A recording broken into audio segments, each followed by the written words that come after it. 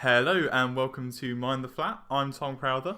I'm Amy Isles. And I'm Chris Heffernan. And today we're going to be doing a podcast called Not Too Taxing. We're going to try and make tax less boring.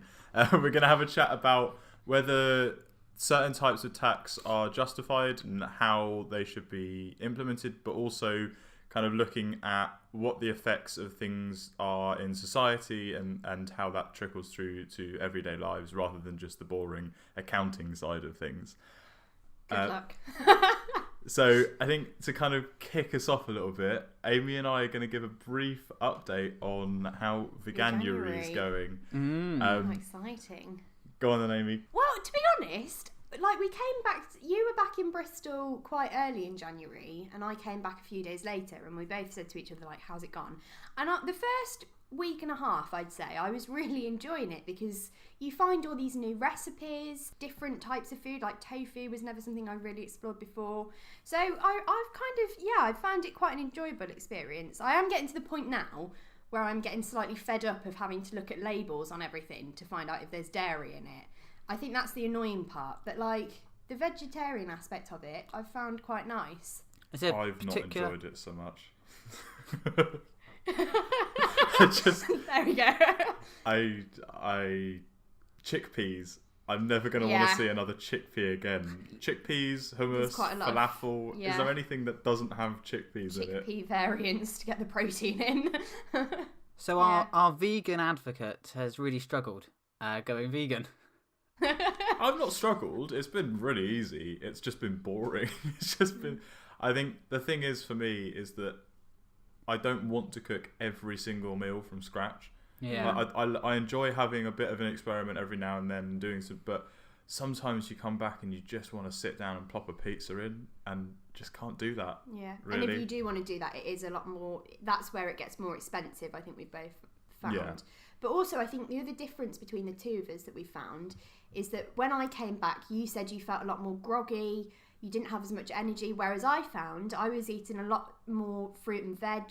So although I wasn't getting the protein in, I felt a lot more well within myself because I was focusing on getting that. It made you think a lot more about what you eat, I think. Yeah, definitely. I think I've definitely eaten better, but I don't think I've eaten as balanced. I've definitely not substituted the proteins where I could have done, in terms of eating beans and tofu and that sort of thing. I've got some tofu in my drawer and I'm yet to use it. Yeah. When I've had a couple of bean things. I tell you what though, there is a restaurant, a takeout diner in Bristol that we've both ordered from, and it is incredible. Amazing. It's called Uwe Burger, and they do these pretty much disgustingly dirty Huge burgers. Oh yes. But it's they do my mouth's fried. watering thinking about it. They do fried chicken, through doing seitan. They do protein based meat style patties. You can get so many things. I had one burger and I had 3 different patties in it. It was immense. It was huge. I couldn't finish it. So would you say that's been the best vegan meal you've had? I think my best one. I got a couple of vegan cookbooks for Christmas that I've been using, and in one of them there was this vegan pie recipe because I didn't realise ready-made puff pastry, a lot of it is actually vegan, which I was quite surprised at. So Perfect. it was great. And I made this pie and it was potato, rosemary and onion. And I've made it twice now. It's just delicious. The flavours are so kind of strong. I think that's another thing. A lot of the stuff I've been cooking, although you do have to cook it from scratch, which takes a lot longer, the flavours you concentrate so much more on to kind of make up for the lack of meat, I think. They're so vibrant. It was really nice. How's your cutting down on ham going, Chris? I haven't, apart from Christmas Day. I did have. Oh, that wasn't January, but that's fine. Good point. I don't think I've eaten any ham for the whole of January. Wow. I no longer have ham and cheese sandwiches. Excellent. I don't have vegetarian sandwiches. That's something else I found hard actually. Lunchtime's really difficult. Well, I've gone for tuna. Nice. Yeah, we can't do that. Because obviously that's better. I know you can't do that, but I can. So I've gone for tuna and then fresh chicken. Lovely. So not like the artificial slice stuff, but actual chicken breast sort of chunk things. Nice. Fair enough. So yeah, no more ham. My heart, I'm proud sure, of you. is much better now. Your heart, great, but not the heart of the pigs. Not the heart of the pigs. No. Well, no. Yes, the Actually, heart no, of the yes. pigs. Not the heart of the chickens, and not the heart of the cows. And And the tuna. I sorry, nearly said I think tofu. I've we got should tofu probably on the we should probably get off of our high horses here. Actually, Do you 'Cause feel morally better people? I mean, I don't feel it. No, No. No? I tell you Do you what, think you I feel healthier. I feel a craving. you for feel steak. healthier? Yeah, I've lost quite a bit of weight as well, which is not a bad thing in my case. I've put on quite a bit of weight because I've just been eating bread. And do you think you'll be able to carry it forward in some way? I've definitely been thinking about it. I think this is the first week where I've thought I couldn't do it full time, just because of like I am just getting sick of having to check every packet. But I think maybe vegetarianism. I've got a wedding that I'm going to in May that I'm trying to lose weight for, and I think because it's working for me at the minute, I might stick to vegetarianism until then. Amy, Yeah. what's going to happen to our taco and fajita night? Oh no, I hadn't considered this. Oh, I might have to be like flexitarian then. although Wow, strong because principles. Naomi's gone vegetarian for January to see sort of experiment. Maybe she'll continue it at least a few days a week. So we're having fajitas this weekend, and I'm having them with her, and I've not asked her to get chicken, so I'll be having whatever sort of chicken supplement she's having in the fajita. So if I enjoy it, maybe we'll be able to have vegetarian fajita nights. How excited! That would be great. Oh, compromise. There you go. We can do vegetarian tacos because we can get corn. You can see whether Brilliant. you like that. So, And then I'll have yes, a day a week where I'm being better. It's so good for everyone, for us, the planet. We've sorted it. For the little Brilliant. cows. The little cows. We're saving lives. Boom, boom, boom. Mind the flat. Boom, boom, boom. Right, so Chris has been having a look at taxes on things like sugary goods and things that are bad for you, like cigarettes, things that have a high cost to society. So, Chris, if you want to kind of kick us off with what you've been looking at. So I suppose the taxes on cigarettes and the new one on sugar are very much, the idea is to improve people's health. So the sort of the enforcement of it is, if you charge more for these goods, people are less likely to buy them, and therefore they will be healthier. That's one side of it. And then obviously you've got the other side of, lots of people would argue that smoking costs the NHS a lot of money, and so therefore the taxes from that pay for that. So there's sort of the two ideas there that you've got going on. So roughly £12 billion is taken in tax revenue from tobacco sales a year. Wow. So all that's going to the taxes. Whether it's going to the NHS is another question. But apparently, if you were to look at it, just to put this into perspective, that's 12 billion in taxes, but the smoking costs the economy £14 billion a year. So the tax That's still the isn't two covering. estimates that you've got. But I think one of the things is, it isn't really working as far as reducing smoking is concerned. Right. So you actually, this was in a US paper, so not a UK paper, so a slightly different context. But this paper found that you'd have to increase taxes on cigarettes by 100% to get a 5% decrease in adult smokers. Wow. Yes. So it's So- doing nothing to deter people. So then. it's really not. And then on top of that, there's lots of cuts taking place to local stop smoking NHS services. And that is the best way to stop people smoking.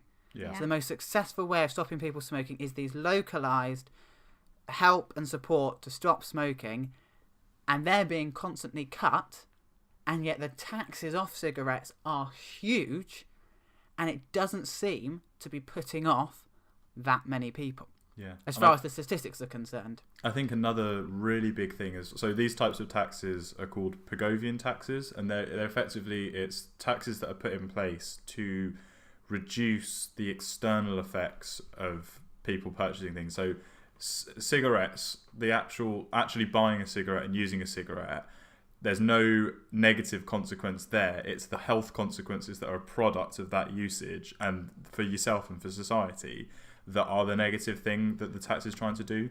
But the issue with the tax is that because it's a tax on one good, you can only do it at a flat rate, and that means that it affects poorer people significantly more than it affects richer people. So spending on cigarettes for a household that earns £10,000 a year is going to be significantly higher than spending on cigarettes for a household that earns £100,000 a year. And so increasing that tax, whilst it would be the same amount for both people, the proportion of their income that it increases is significant, and it might mean some really important things for some people that don't have a great deal, but for those that have loads, it wouldn't really make much of a difference. But I suppose the question would be, if it doesn't deter necessarily people that are smoking, I suppose, and I didn't find any research on this, but what about, say, young people when they are looking to start smoking, say? For me personally, I would see that the cost as sort of a deterrent to me, that when you go into a shop and you see that a packet of cigarettes, I think, can be, is it about £7-8, I think? I think it's getting higher and higher, like some of them are 9 or 10, I think. So it's a lot of money, and that to me would be a deterrent from starting. I can't help but think that if it was £2 or £3 a packet, it would be easier for young people to start. And so while I get that now, that if you are an addicted smoker, you're just going to keep paying and paying and paying these costs. Yeah. And you're going to, and for poor people, that's going to be devastating. But from the other spectrum of young people, surely this is a good way to deter them. Do you think? I think the important thing there is the addictive side, is that so many people that are smoking currently, if you want to reduce the amount of people that are currently smoking, then the addiction is just going to mean that people are paying more and more and losing out because of that. And it might even mean that they potentially become more stressed because of financial stresses, and then they're even less likely to give up because they become more and more dependent on these things. So I guess it would have a long-term effect in the way that it seeps into people starting. But also, I feel like the way that people start isn't that they walk into a shop and they buy a packet of cigarettes. It's someone goes, do you want a cigarette? You have one. And then another time you go, oh, I'll have another one. And then you keep borrowing until you get hooked, and then you want to buy one. A lot of it is peer pressure, isn't it? Rather than making that active decision, like, oh, today I'm going to start smoking. Like, it's like you say, like people start off socially smoking at parties, and then that addiction kicks in, and like you feel like you need to take the next hit, and that is when you start buying them, I think, because by that point you are addicted through peer pressure. See, to me, I think it is one of the... It's quite scary for me. And it still sort of gets me that... I mean, you've got around 200,000 plus children and young people smoke. And I just think you buy a packet, and on it says this is going to kill you. It has a picture of what could happen to you. And yet it's still quite a big thing. Not a massive thing. It's definitely much less than it has been before, but... What sort of things are there that you can do to help? And I think particularly young people who are still starting smoking, despite us being fully aware now of the devastating effects it has on people's health. I guess the two things that would be really important to focus on would be, I guess, attitudes towards it. So making sure that it's not seen as a cool thing anymore to do, but then also kind of tackling the root causes of why people continue to smoke. So looking at why people are stressed, why people need that reliance, and maybe thinking on a more human level about what the actual issue is causing them to do that, rather than what can stop them from doing it. I think it goes deeper than just the action of smoking the cigarette. Do you reckon changing the age at which you can buy cigarettes would make... What is the age for buying cigarettes? Is it 16? 16, I believe. Do you reckon It's that 16? would... I think it could be. I thought it was 18. I'm not entirely sure. I'll have a quick look. I wondered if it was 18, but you could smoke at 16, like one of those weird ones. Oh, maybe. But I'll just have a look. 18 now. 18. So you have to be 18 in the UK to buy tobacco. See, I'm thinking, because I think in the case of people getting into it when they're younger, from what I saw when I was at school, it was a lot of younger kids being influenced by like their siblings, their older friends who they're trying to emulate. So I wonder if changing their age at which it's available would make a difference. What do you think? I don't know. I feel like there's always a way to get hold, because if you think about things that aren't legal, so smoking weed and that sort of thing, it's like you can't legally buy that anywhere. Yeah. But young people still end up getting hold of it, and so I don't. Yeah, but they tend to get hold of it from older peers, don't they? Yes, but then those older peers aren't being changing. You can't change the age of anything to change that. So that happens regardless of what the age limit is at all. I think that's my point there. So I don't know whether that would make a difference. And I think the more and another side of both the taxing and also the kind of preventing the age at which you can start doing things, the more you shrink the market, if there is a demand for it, what you'll end up with is, and this could be quite a detrimental thing on the health side of things, you could end up with a forged market. You could end up with like smuggling or people creating their own all the knockoff problems that we brands have with drugs at the minute. Exactly, and so you don't know what's in it. I mean, you don't really know what's in pre-rolled ones already today, but you kind of, if you start imposing stricter and stricter laws and taxes and that sort of thing, then you are going to end up with these negative consequences that you couldn't have foreseen. And so I feel like the more kind of the approach that you were talking about in terms of looking at like talking to people through the NHS and that sort of thing, but also tackling attitudes as opposed to using like the stick approach, might be the better way forwards. Yeah. So I think moving sort of forward from here, I think quite nicely, sort of smoking, as we've sort of discussed, you sort of got the addiction, and it's linked to stress and say peer pressure. And there's lots of other things, sort of more psychological, that are going on that you might need to deal with, and it's going to affect other than just the cost. But say the sugar tax. So 3rd of April last year, the sugar tax was brought in. What do you think of this one? So this one, again, you're increasing the cost. This is specifically just on fizzy drinks at the moment, but obviously the hope would be you'd continue to put it out across other foods so that unhealthy foods are becoming more expensive. Is this more effective deterrent? Do you think this is more relevant than, say, the smoking cost deterrent? I think it is, because I've certainly noticed since I've been at uni, when I go shopping, like, you do consider the price of things. Like, I look at vegetables and think, oh my gosh, they're so cheap, I can make so much out of that. And then I look at the price of a chocolate bar and I go, can't really afford that. Even if it's like just £1 or £2, it's like, can't really stretch that far when I need something. And also, like, it's not a substantial way to live, and it is kind of highlighting that, I think, through increasing that price. I guess for me, the thing kind of echoes, because it's the similar sort of tax, is that it echoes the idea that it hits poorer people more because you're less likely to be cooking things from scratch, not because necessarily because it's cheaper to buy pre-made food, but because it's easier and you don't have that kind of time in your day. So you've got other stresses going on in your life. You've got a lot more things to be thinking about than kind of standing there and cooking. And it's, I think, if you expand the tax from just fizzy drinks at the moment to other easy foods, then I think you're probably going to end up negatively affecting more and more people that don't have as much and don't have the time, because I think as students we can take the time to cook meals from scratch a lot easier than a lot of working people. But I don't think it is that hard to cook meals. Like, there are so many meals out there that are so easy to cook from scratch.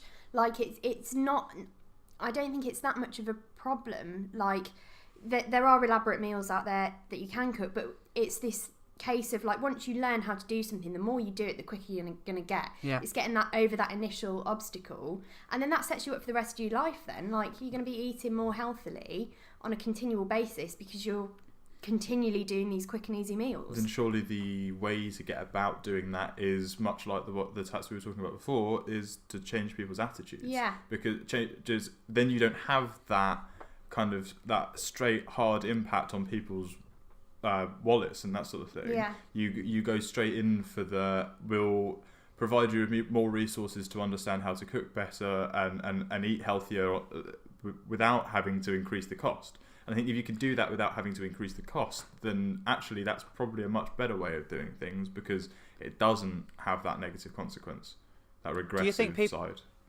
Do you think people still need, though, an initial monetary incentive? Like, so much of what we do, our culture is money-centred. And so, sort of, to have that sort of get up and go and say, yeah, I'm going to seize these opportunities to learn better ways to cook, and, like, I'm going to learn better about, change my attitude and everything. Do you not need that initial, whew, this food's expensive? I think there's one... And then you go, I'll go for it. So I'm not so sure in the case of that, because you can't choose. I guess you can choose food, but it's something that's such a necessity that it's really hard to shake the habit of, and that sort of thing. But I think something that is less important, in a way that sort of thing has worked really well, is with the plastic bag charge. So I've kind of been looking at like in more environmentally based taxes and how those are how those affect like plastic use, but also pollution and that sort of thing. And the fact that the plastic bag charge is only 5p, which really isn't that much for anyone. And so, but people have the ability to use other types of bags, and that has seen.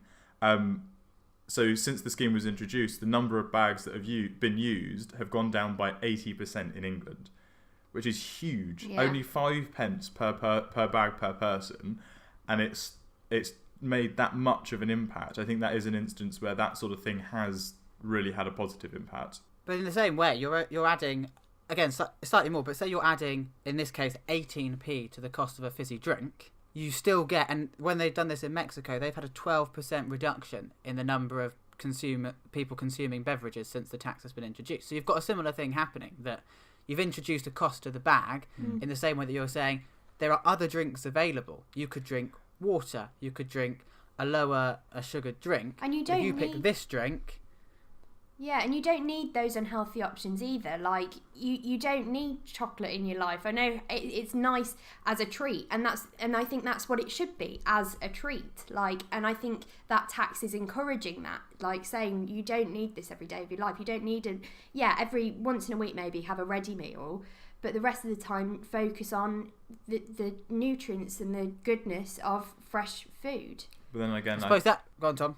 I was going to say that I guess that makes it more expensive for poorer people to treat themselves, though, and in that sense it's like it's putting a premium on being able to take that treat. And well, I think this plays quite nicely into the area I was looking on, which is on luxury tax. When I was researching it, I found it very difficult to compare luxury tax to VAT, because there's so many, and I found a list of strange things that we pay tax on, because obviously we pay VAT on a lot of things, but then again, a lot of things are exempt because they're considered necessary items. So in a way, the items we pay VAT on can be considered luxuries because they're not viewed as necessary items. So one of the biggest and most popular cultural examples of this is the tampon tax, which in my opinion is utterly ridiculous because it's not exactly something women can decide not to do every month. Really? I think you need to try a bit harder, Amy. Come on.